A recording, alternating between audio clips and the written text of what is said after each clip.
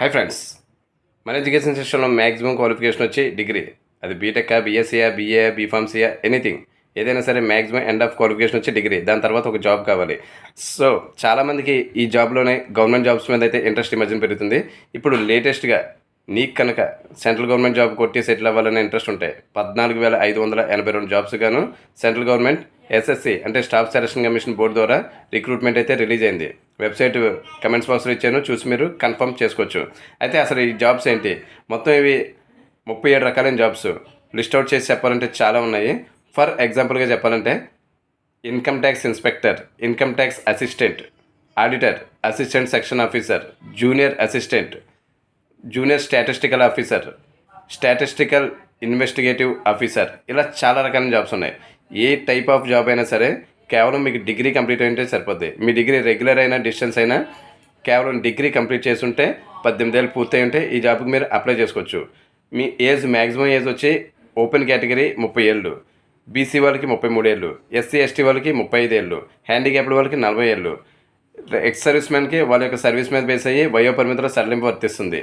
ఈ విధంగా మీ ఏజ్ 18 పూర్తి అయ్యండి, మీ క్వాలిఫికేషన్ డిగ్రీ కంప్లీట్ అయ్యి ఉంటే, అది కూడా డేట్ వచ్చి 1 ఆగస్ట్ 2025 కల్లా కంప్లీట్ అయ్యి ఉంటే మీరు ఈ జాబ్స్ పెట్టుకోవడానికి అర్హులే.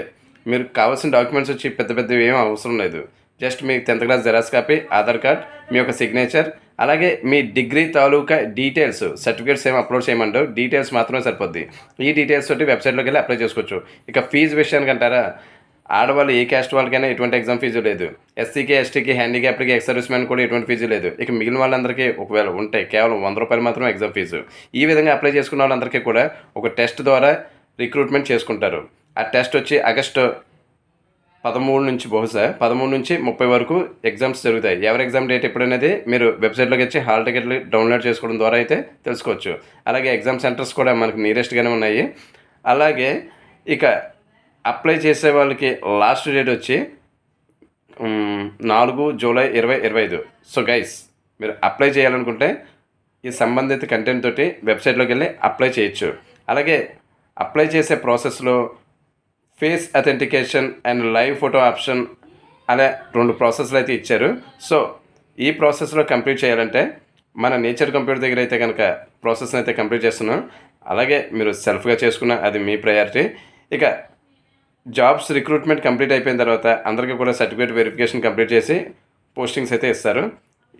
అలాగే ఈ లేటెస్ట్ అప్డేట్ని మన వాళ్ళందరికీ తప్పనిసరిగా షేర్ చేయండి. ఇలాంటి లేటెస్ట్ అండ్ యూజ్ఫుల్ అప్డేట్స్ ఎప్పటికప్పుడు రావాలంటే మన ఛానల్కి అయితే సబ్స్క్రైబ్ అవ్వండి. Thank you.